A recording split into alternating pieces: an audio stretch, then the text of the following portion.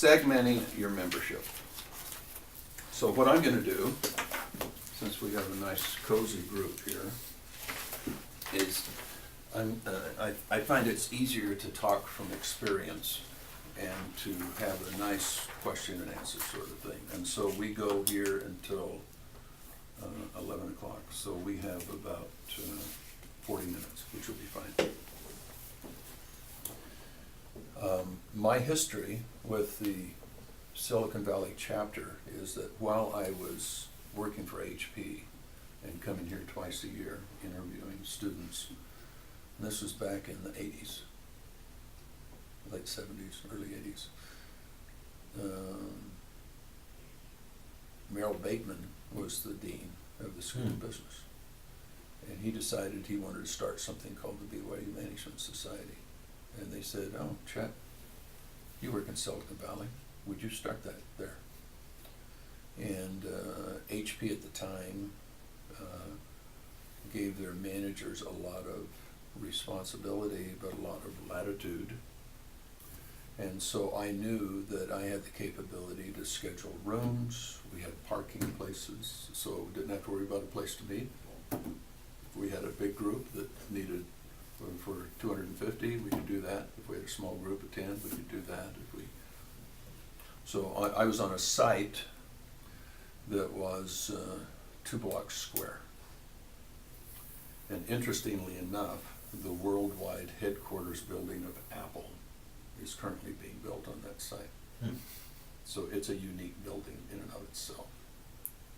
It's a big donut that is 6 stories high and very, very large. 14,000 people will work in that building. So anyway, I was there, and I helped get it started and worked on it. I was on the steering committee, and that was when there was probably 10 chapters of the Management Society. And then I left HP to go to work with PricewaterhouseCoopers, and I just never knew where I was going to be from day to day. And whereas when you're a manager at HP, you can kind of plan out your time, and so it was quite a change. So I stopped then, and then later on got involved again 15 years ago. And when I got involved again, we had a new president, and he was kind of like a marketing consulting type guy. And so he was an entrepreneur, and he said, let's start having meetings. So as before, we had all our meetings at HP site, and people wanted to come to HP and see what was going on, and it was a really cool company. It was like, if of the list of companies that people want to work for that you see in Forbes or Fortune, it was always kind of like one of the top 5. Now I don't think it is anywhere near that. So, his idea was, let's have a speaker, and let's get the word out, and so we did that. We didn't pay any attention to who came. We were just happy when they came.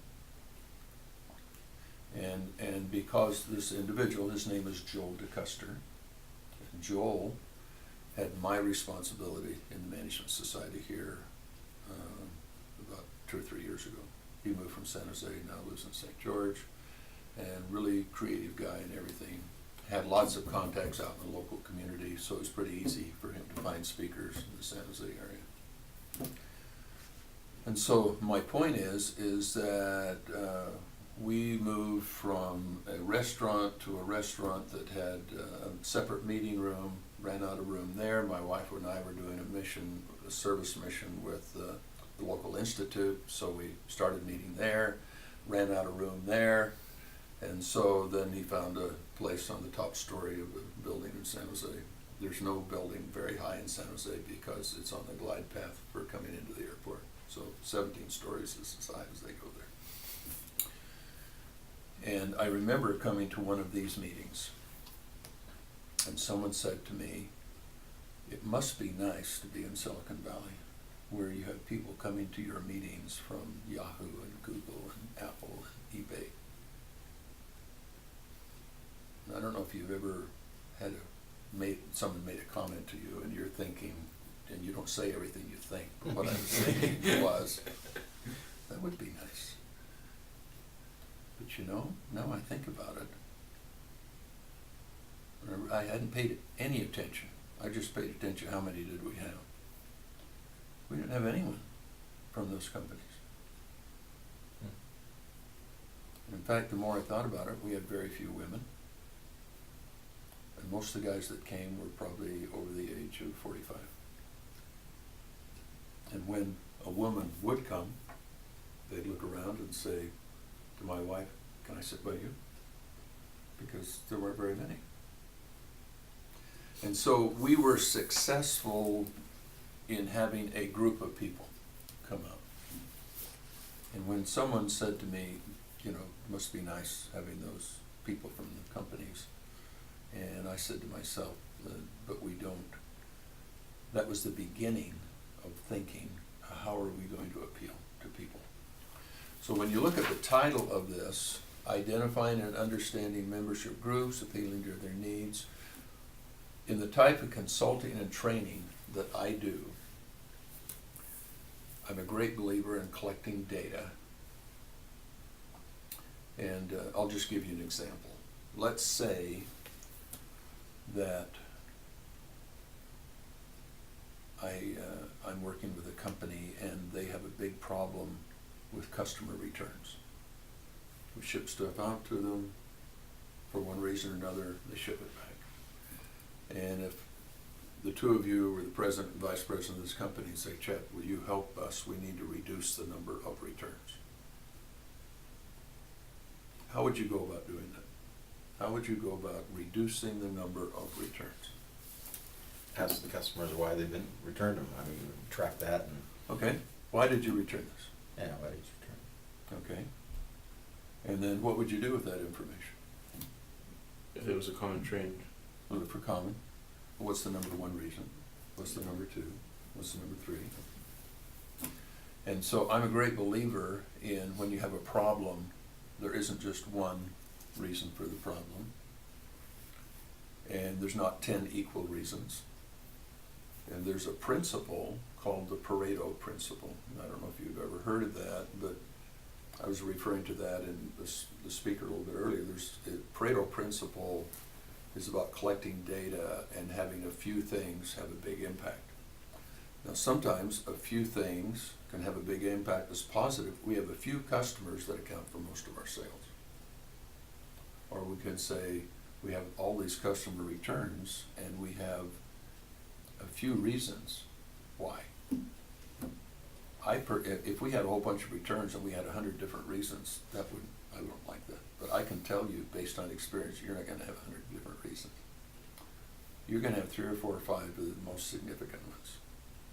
And so this concept called the 80-20 rule says 20% of the causes result for 80% of the problems.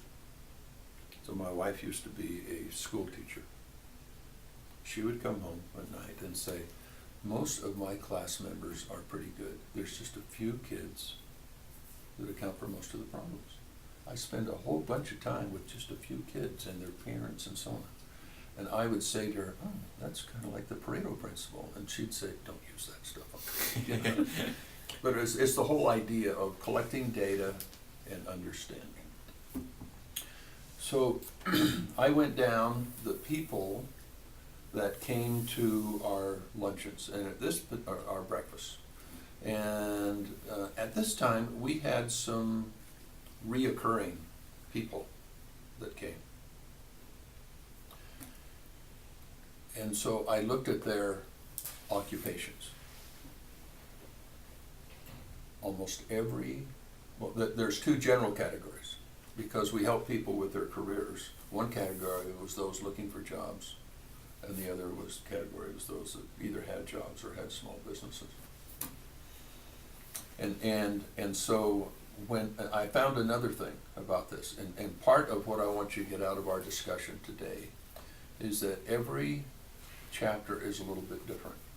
And so what I'm going to describe is what we did, but the principle is the same. So let me tell you something a little bit that I've learned about Silicon Valley. The majority of people that go to Silicon Valley to work work for the big companies. Either the big CPA firms, the big legal firms, or the big tech firms. There are very, very few people who go there to start a small business.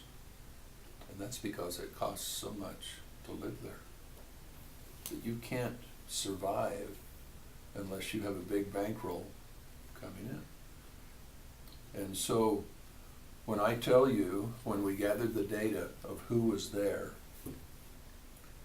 attending, I'll call them small business people. I'll call them people that offered services. They were the ones that were there. So one of the principles that we're talking about is you not only look at who's coming to your meetings, but you look at your overall population of LDS members. And that's kind of like the first step. Look at the overall population. And over the next year or so, we spent quite a bit of time understanding what kinds of jobs members of the church had in the San Jose area. So what I found is that the people that were coming to our breakfast meetings were attorneys, CPAs, real estate people, investment people, insurance people. Now, what do all of them have in common? Giving services. They provide services. They either work for themselves or they work for a firm that provides services. And the other thing, the reason they came, these are the ones that were employed. The reason they came is because they wanted to meet other people. And in order to grow their business, whether they were one-person business or they worked for a firm that had many employees, that to grow their part of the business is to meet other people. And sometimes attorneys and CPAs fit together. Sometimes attorneys, CPAs, and insurance people work together. Real estate people like to know everyone because if you have a house, they want to be able to sell it or help you buy one and so on. But those are the people that we had. I knew there were members of the church that worked for the big companies, but they weren't coming. So here's the key. When you look at the LDS population in your area, you have to come to some conclusion, collecting some data, talking to people, however you're going to do it. What kind of segments do we have? So when we talk about segmenting your membership, I'll call it segmenting the population of LDS people in your area. What kind of people do we have? And I've come to the conclusion in Silicon Valley, we have people that offer services, and we have people that work for big companies. We have very, very few small business people. Now, if you compared us to Salt Lake City would have many small business people. People that own their own business, and maybe they have 10 employees, 20, 30, 40, 50. It doesn't happen where we are. Because the world of Silicon Valley is made up of big tech companies and service companies that service them, the CPAs, the attorneys, and so on. So now that we segmented this, we said we need to figure out what the people in the big companies would like. And it helped a little bit that I'd worked at HP. It also helped that when I worked at HP, I didn't have any need to get to know a person in another company because I worked in the finance area and I provided services to other people in my division, but I didn't have a need to go outside. So I talked to some of my friends and I began to see that the makeup of people that work for big companies in the Silicon Valley area was mostly people under the age of 35. Because homes were so expensive that once you rented to begin with, and once you got to the point where your kids are a little bit older and you wanted to buy a house, you probably couldn't afford it. And so you would search out divisions of the company that you worked for, like HP is up in Boise and it's in Colorado Springs and it's, San Diego and so on. So what I did find is, and part of this was our first speaker this morning. We needed to offer something that no one else was offering. So we came up with this idea. And it's a gangbusters idea for us. And it's served us very well. A person comes from BYU, goes to work for Google. They may know some other people that work for other big companies in their ward, maybe their state, but it's pretty hard to get to know because it's not something you talk about very much. So what if we put together a luncheon at Company 1 this month, Company 2, Company 3, Company 4, Company 5. I'm working for Google, but I'd be interested in what it's like to work for Apple. I'd like to meet some members of the church at Apple, and Yahoo, and eBay, and Symantec, and Intel, and all of those. And a very intriguing thing happened. Our breakfast meetings were declining in attendance. We used to have 60s and 70s, and now they're 30s and 40s. And so I said, well, let's try this out. I know a person in our state that works for Apple. And so I talked to the person in Apple, and I said, and he was aware of the Management Society. He said, oh yeah, I came to one of your meetings once. And I said, well, why don't you come back? He says, because there's no one else there from big companies. I mean, you have a speaker, and it was okay, but I'm not interested in that. And so his first question was really telling. He said, do I need to get a speaker? Because that was our model. You have a meeting, you have a speaker. And I said, no, you don't have to. What you need to do is get a room for us. And he said, well, I'll get approval from my boss. And we found that if we had been called the LDS Businessmen's Group, it would have been more difficult for him to get a room than calling the BYU Management Society, a group of local business and professional people. Apple was in the mode of hiring then. And so he went and talked to his boss, and his boss said, help me understand, these are people that actually live here? Yeah. What are they doing now? Oh, they probably work for Google and Yahoo, and they will come here and we get a chance to talk to them about the company. You know, what's not to like about that? So I said to my friend, here's what we want. We want you to get us a room. It could be a training room. It could be a room where you bring customers in to show you what to do. But let's say holds 40 or 50, just in case. And he said, okay. And he said, well, what do you want me to do? And I said, I want you to spend about maybe 10 or 15 minutes and tell us a little bit about the company. We don't want to know trade secrets. We want to know information that's out there, but just give us an idea of what's going on. And then if you have other members of the church that work for Apple, would like to have, let's say, maybe 5 of them each take 2 minutes to say, this is how I got hired into Apple. These were the capabilities that I had, and this is how I went about it. He said, oh, that's pretty easy. And we said, we'll buy your lunch, and we'll buy their lunch. And so our lunch is always the same. We go to Subway, we get their platters, we have them cut into thirds. We go to Costco, we get their cookies, we get their chips, we get their water, and the cost of a lunch is about $4 a piece. And we charge $10 for dues-paying members and $15 for others. And we make money every time. Now here, our breakfast was in this expensive place, and we were losing money every month. So we tried the first one. 65 people came. And I remember I was just on the board.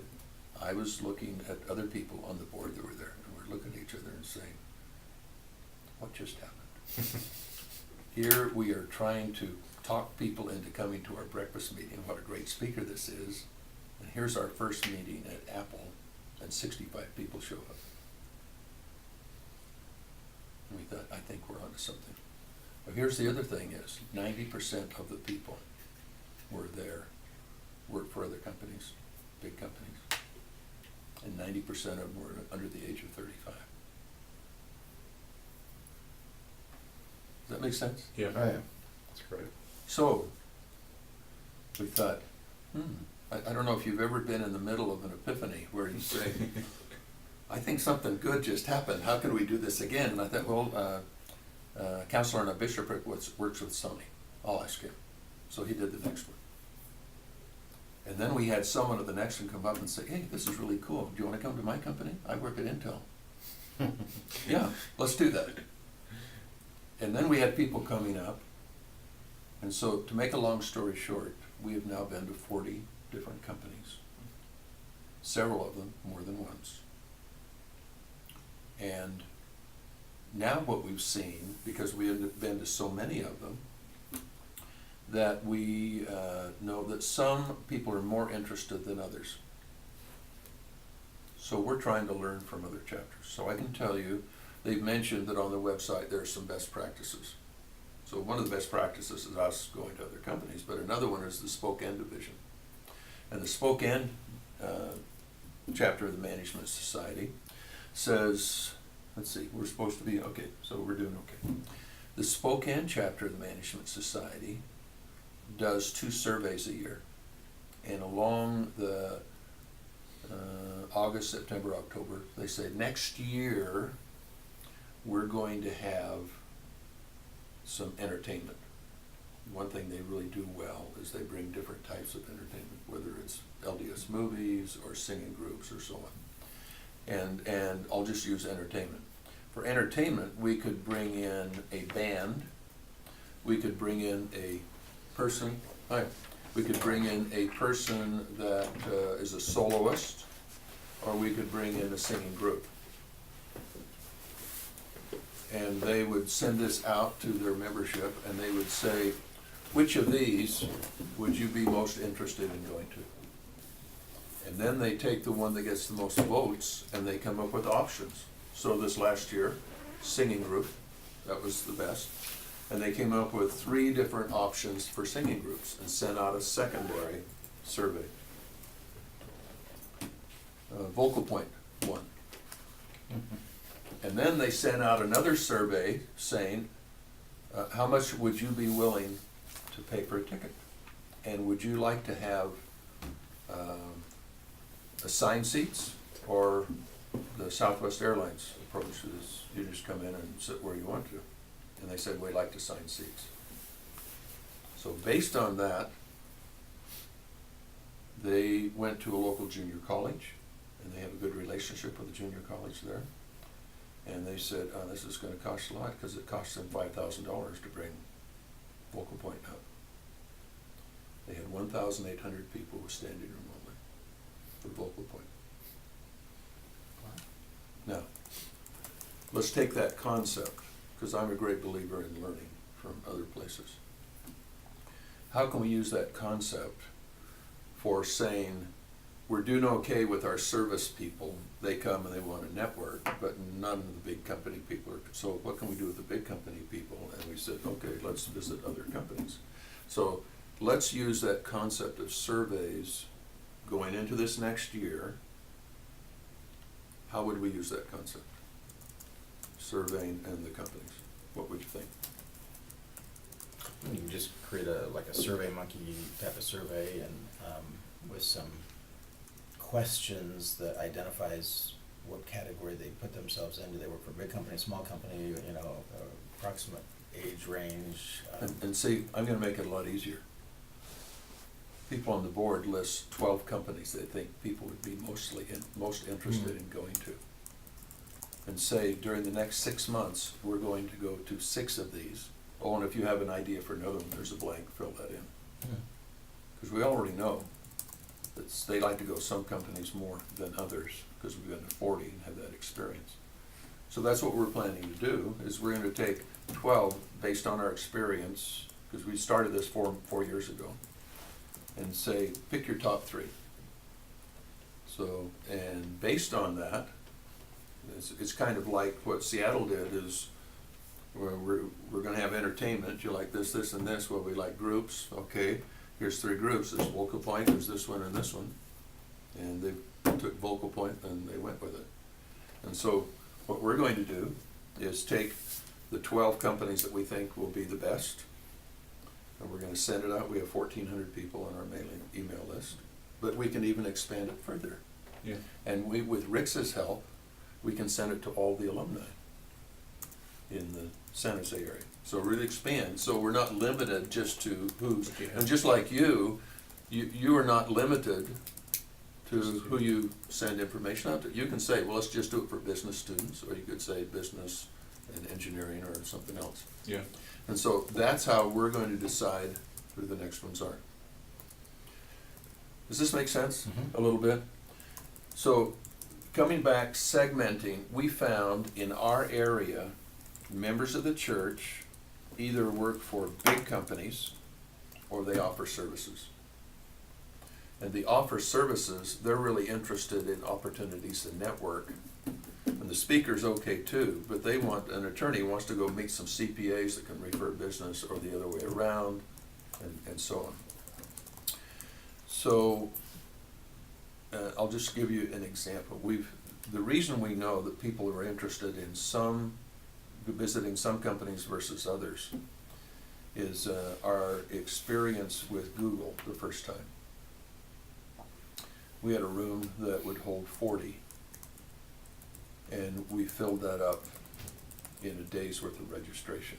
And so we tried to get a bigger room, so they got a bigger room, and it went up to 60. They said, can you get a bigger room? Yeah, then it went up to 80. Wow, you know, sometimes it takes a little while. We went to Tesla a few months ago. We've been trying to get into Tesla, and part of it is finding a contact, and you never know where they're going to be. But our contact has his PhD, he's a department manager, but he and his wife teach a primary class. So you never know where they're going to be. And we knew that this was going to be subscribed. So we sent out an email saying, next Tuesday at 2 o'clock, we are going to open registration for Tesla. So if you want to go, there's only 30 slots. 45 minutes, all 30 were gone. It's like getting a ticket in the conference center. Yeah. So our guy went back to the guy at Tesla and says, can't we get 10 more people in there? Okay. So we sent another email and said, okay, 10 more slots. They're going to be open tomorrow at 3 o'clock. They were gone. So knowing that, we're going to pick the ones that we think they're most interested in, okay? So the overall thing that we're talking about here is segmenting. So let me tell you some other segments of what we do in Silicon Valley. The intriguing thing to me is that some chapters say, we do a lunch. And I said, well, that's fine. Does that satisfy everyone? I don't know, people come. Just the concept of, we've got different categories of people out there. And I'm sure there are places that there aren't any big companies, and most of it's small companies, and you can find different segments, okay? Another series of programs that we did, part of segmenting, is we said we think that there are people that want to start small businesses here. So we made arrangements for some professors from BYU to come over a 6-month period. And the deal was, we will introduce them to some Silicon Valley companies if they will come and teach. So we've got Rollins Center people to do it. And the nice thing, and this comes from the consulting that I do, I love data because you learn so much from it. In my mind was something called a scalable venture. I wanted to find members of the church that were interested in scalable. But the scalable venture is one that you start, you build up, you get angel investors, you get venture capital people, and you either take it public or you sell it to someone else. We had 150 people come to this series over a 6-month period of time. And that was taught by the... so the Rollins people, okay? And it was a big deal because they came down there and they expected for us to be able to invite them to all these cool people, and they did a lot better on holding up their end than we did, because we found that there aren't that many high-level cool people that are members of the church. But here's the key. We're talking segmenting. we found that 90% of the people that came out were interested in starting small family businesses, not scalable ventures. So as a result, we followed up with those people, but it's a different mindset teaching someone a scalable venture and how do you deal with angel investors and so on, and how do you start a small family business. So let me just summarize what we've talked about so far. Too many chapters offer, this is what we do, and hope people come out, Yeah. without thinking about what are the interests of people. And so if you were to do some surveys, do some interviews, however, and put people into categories, and that's what segmenting is all about, putting people into categories. And here's the real interesting thing is, there's nothing wrong with a chapter doing more than one thing. And so, we've had that entrepreneurship thing that went for 6 months. And by the way, we found that was a great way to increase our membership. Because we said, if you come to this 6-hour thing that we do once a month on a Saturday, if you're not a member, you pay $35, and if you are a member, you pay $20. And they said, how do I join? And so we went from 75 members to 215 members, dues-paying members of the Management Society. So doing that. So we found that there's a segment that wanted to learn about small businesses, but in doing that, we found the major part of that segment was doing small business, not scalable ventures. Then we found out about the people that want to work for big companies, and the reason they like to go see what other companies are like, it's not unusual to work two years here, 3 years there, and you like to have LDS contacts and so on. And so we've still got our service people. We do regular things, have speakers. We don't expect big company people to come. We have the events at the company sites, and we're learning from that. Even though we've gone to 40, we want to hit the nail on. We want to have more Teslas and more Facebooks and so on. And we want to do this Spokane approach of finding out, well, if we did this, would you come? Yeah. Okay. We also have a women's group. And we found that with the women's group, what they're really interested in is starting home businesses. And so for the last 2 years, we have gone from stake to stake. And with the help of the Relief Society presidents, we have found those sisters that have successful home businesses. And we have them present to the other women in their state. And here's kind of the key. We could have done this in one event because we've got 6 stakes in San Jose. But we chose because we thought there was some successful women out there that people just don't know about. Relief Society is not a place where you come and talk about my successful small business. You talk about spiritual things and, you know. So we did 6 workshops. Stake 1, stake 2, stake 3, stake 4. Our average attendance was 50 to 60. The average number of women from their stake that people knew or knew of, we usually have 5 or 6 or 7 women talk about, and they're so creative. So one segment was helping people start small businesses. So let's just summarize. We've got a segment for the service providers who want to network and make contacts. We've got a segment for the people that work for big companies who say, I'd like to find out what it's like to work in Apple if I'm at Google or Yahoo or eBay. And that's probably the easiest of all. We don't have to find a speaker because we have our LDS contact talk about the company, and he can bring in 2 or 3 other people and say, this is how I got hired. And because we're the BYU Management Society and BYU has a good name, seldom if ever do we not get approval. So we've got that segment, and then we've got the segment for women. So those 3. Those 3. Now, the fourth one, the fourth one is Pathway. So now we're on the lookout for segments. Career, And we said, okay, Pathway, and we're learning about Pathway. So, any of you heard of Pathway before? Okay, good. You know, Pathway is for people who, for one reason or another, stopped their educational experience and weren't able to go further, either for financial reasons, health reasons, time reasons, whatever. And Pathway is a 3-semester course that one is life skills, math skills, and writing skills. And so we've been looking at Pathway, how can we help? And the conclusion we've come to is that we can help Pathway graduates, because they get a lot of support while they're going through those 3 semesters. They meet together every Thursday night, but after they go through those 3 semesters, they're cut loose, and they need someone to help and support. And so we're developing mentoring programs for the Pathway students, and we're developing scholarships for them. So we think of Pathway as another segment. So if you look at our LDS population, we're trying to help people with careers. We help women with small businesses. We help service providers with contacting and getting to know other people. We help the big company people, and we help the Pathway people. That's a lot different than 10 years ago, where we were having a breakfast and we didn't pay attention to who came or who not. We were just interested in how many did we get today.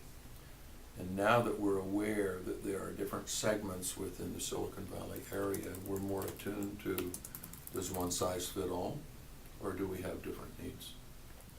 And so when we're on the lookout for that, anytime someone says, you know, it seems like it would help if we did this and this, and we say, okay, let's check into that. And that's an example is Pathway.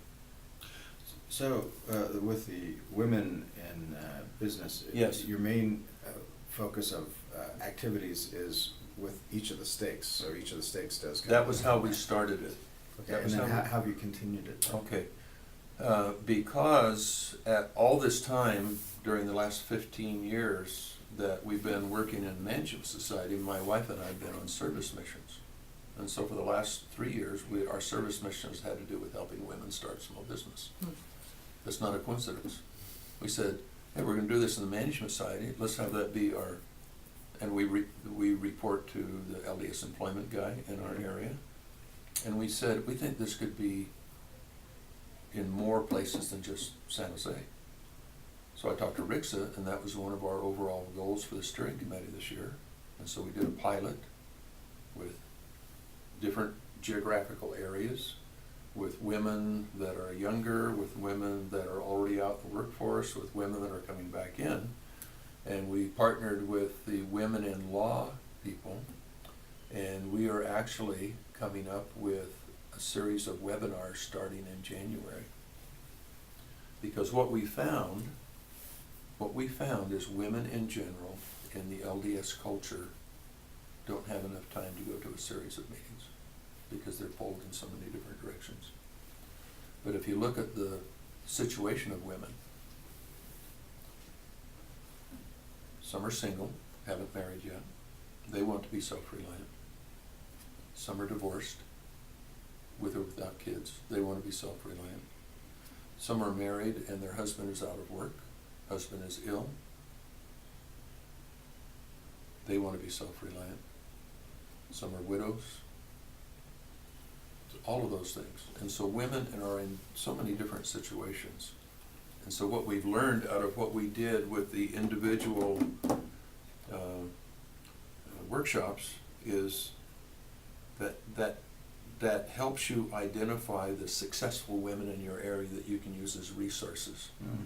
But they're not as interested in getting together again, but they are interested in one-on-one things. So we focused on this whole idea of helping women and understanding things more, and we've been working on this for 10 months. Now, is it the webinar thing? Webinar thing.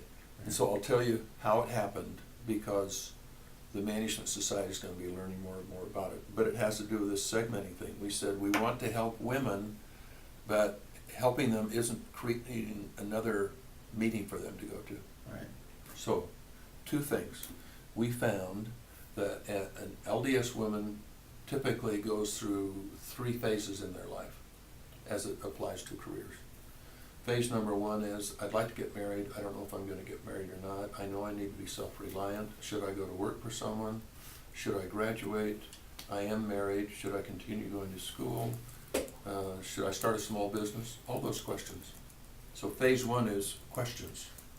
I'd like to see role models of how other people similar to me answered those questions and what they're doing. Phase 2 is, I'm already in the workplace. I want to learn how to do a better job. I work for someone else. I have my own small business. I want to know. Okay? Very high percent of women in the LDS church work. The third one is, I've never been in the workplace, or I worked for a while, got married, helped raise a family, now my kids are in school, now I want to start. So it's either entering for the first time or re-entry. So we've taken those 3 phases, and when we do a webinar, we will advertise it saying, here's the 3 phases, and the webinar is going to talk about this phase, or that phase, or that one. And if you already have experience with the phase that it's going to address, would you like to be a mentor? Because you've had experience. When you sign up, you say, I'd like to be a mentor, and we'll match them with a younger person that wants that information.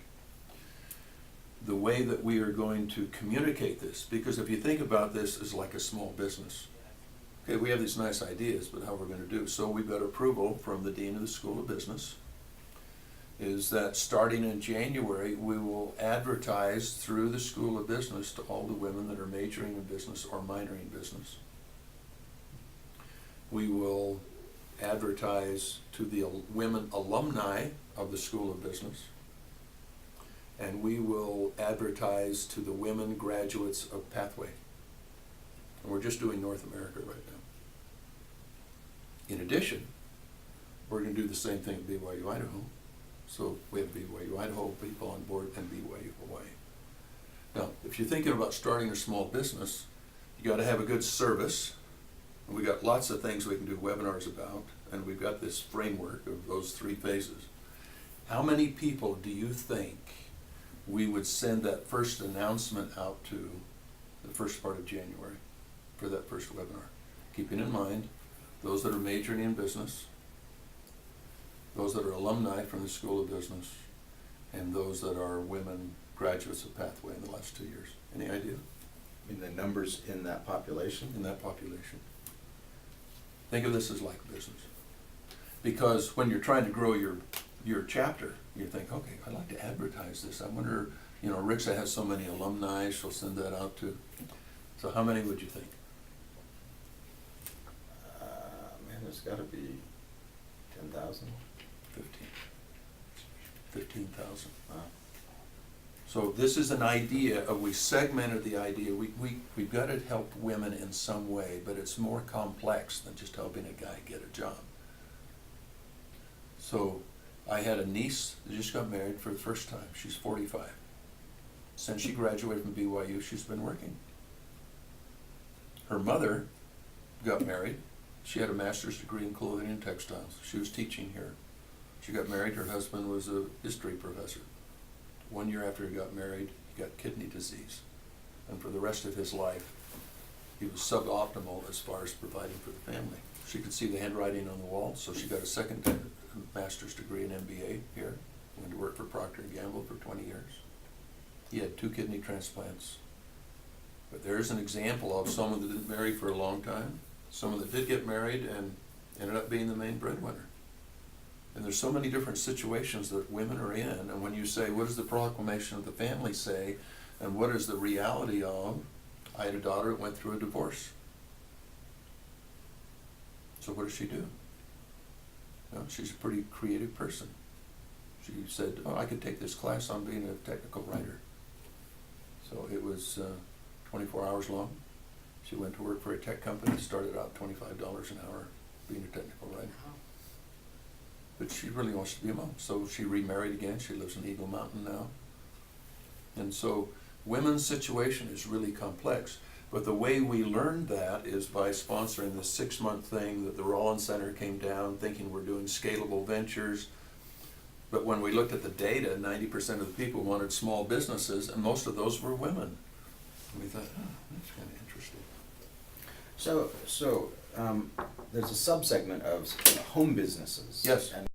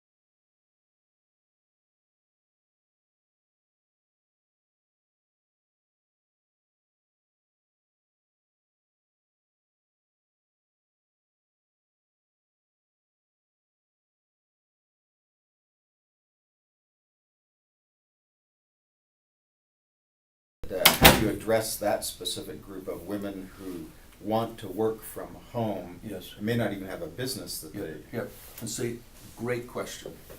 So the advantage we have is that my wife and I, on our service mission, did one stake at a time, working through the Stake Relief Society and the Ward Relief Society presidents.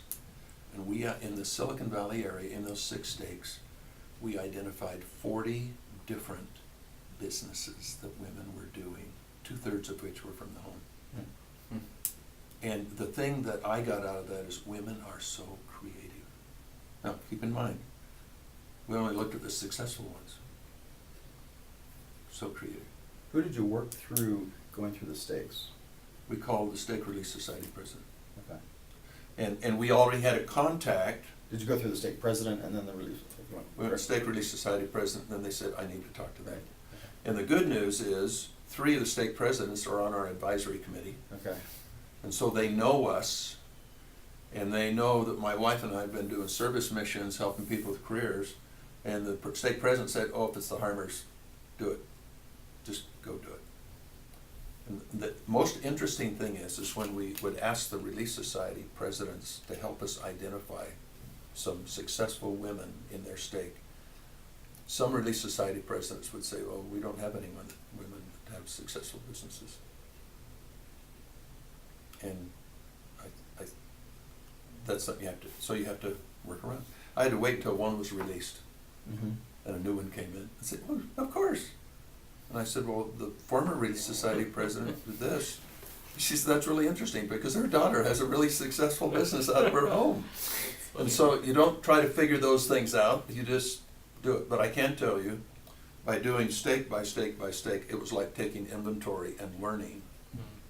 So now when we're doing these webinars, we know from talking to young women and talking to others that they have different kinds of needs. And a major part of what we're going to do for the women that either want to start small businesses or the ones that already have them are what are some ideas for successful small businesses in your country. So let's just summarize. What do we mean by segmenting? We take the LDS population in our area, and we know that people have different needs. In our area, we have very, very few people that work full-time in a business, small business, that is their business. If you go to most cities in Utah, you'd have a whole bunch, because that's the majority of the people, are members of the church, or at least 50%. We have 2 million people in Silicon Valley, and we have 6 stakes. So, and so you see what your population do, and then you look at different segments. So I'll give you one last segment. We're really good at helping college students find jobs in Silicon Valley. Now, why would we be good at that?